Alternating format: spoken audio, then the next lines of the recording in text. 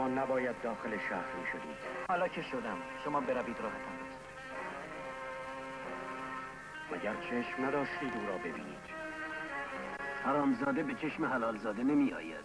مثل موش آمد و رفت داخل بست.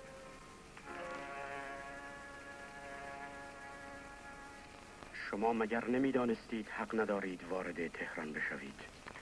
حق که دارم بست بنشینم برای تظلم.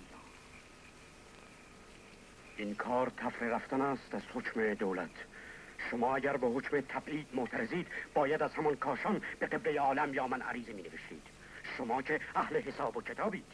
این کار از عوام سر بزند جای هیچ تعجبی نیست، اما از شما حیرت آور است. اگر ما را جزو عوام هم به حساب بیاورند ما قبول داریم. برخیزید محترمانه بروید سر خانه و زندگیتان. ماندن شما در تهران نقض حکم است. شما قول بدهید وساطت کنید من از بست خارج میشم. تا شما اینجا هستید من هیچ قولی به شما نمیدهم. منم تا از شما قول نگیرم بست را نمیشکنم. پس بمانید تا قیامت.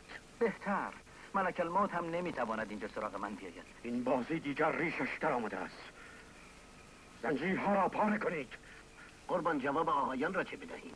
جواب آقایان با من. شما زنجیرها را پاره کنید. جناب امیر نظام هیچ کس جرأت این کار را ندارد. مردم مسلمانند آقا، چه انتظاری از نوکرها دارید؟ به دست خودم زنجیرها را پاره کنید.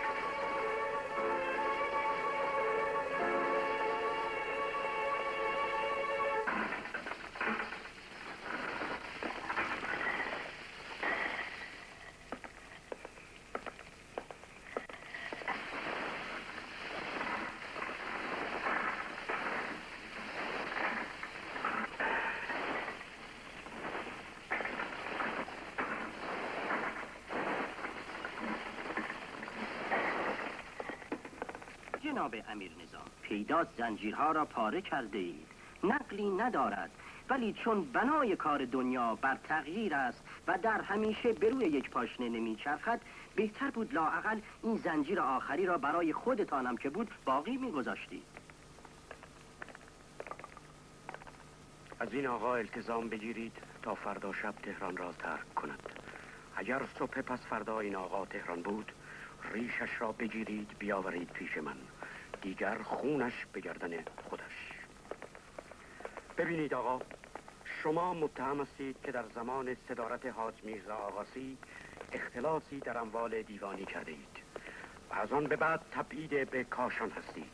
این حکم هنوز هم برقرار است. جناب امیر نظام دولتتان پاینده باشد. سایه لطفتان را از سر این پیرمرد دریغ نکنید. شغل میرزایی هم باشد نقلی ندارد. بگذارید خدمتگزار شما باشد. در دولت من جای آدمی مثل شما نیست. صراحتاً میگویم آقا، من آدمی مثل شما را نمیپسندم.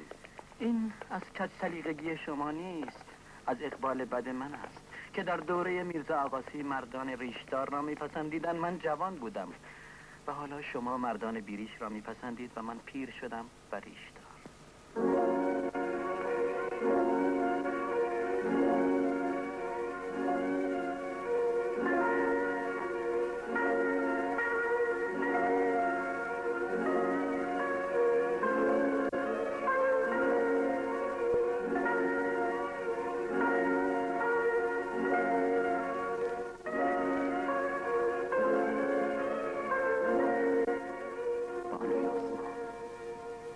دو تن هر دو دشمن یک تنیم و لامحاله دوستان تنیم. گرچه دوستی ما دوستی غلام است و خاتون، ولی غلام بی کفایت نیست. اگر به جای این قبای نکبتبار جبه صدارت هم بپوشم باز رخت نوکری شما را به تن دارم.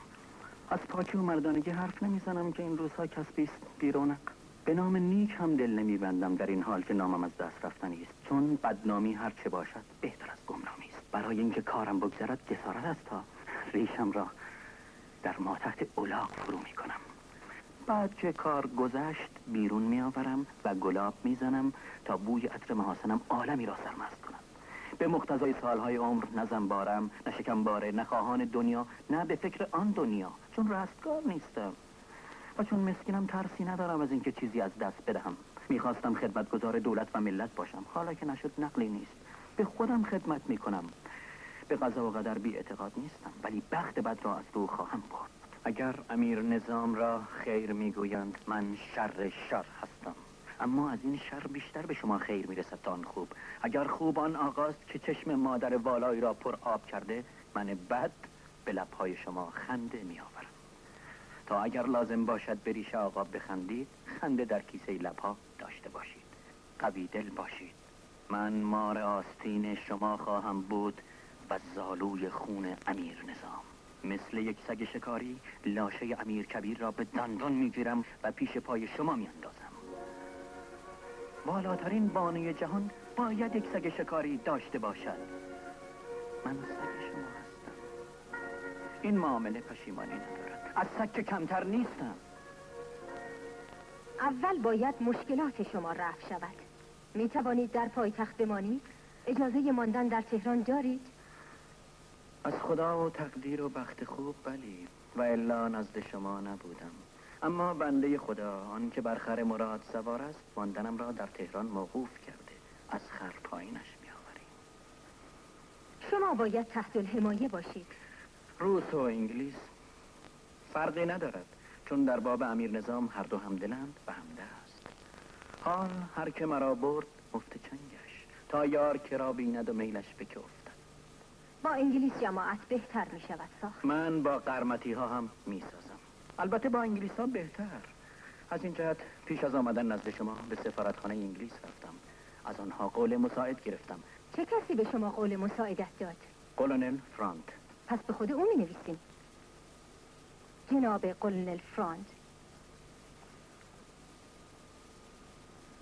بنابر شفاعت سفارت بهیه انگلیس و خواهش خصوصی شخص شما، امر رو مقرر داشتیم که میرزا آقاخان نوری تا ورود قبله عالم به دارالخلافه در این دولت سرا بماند.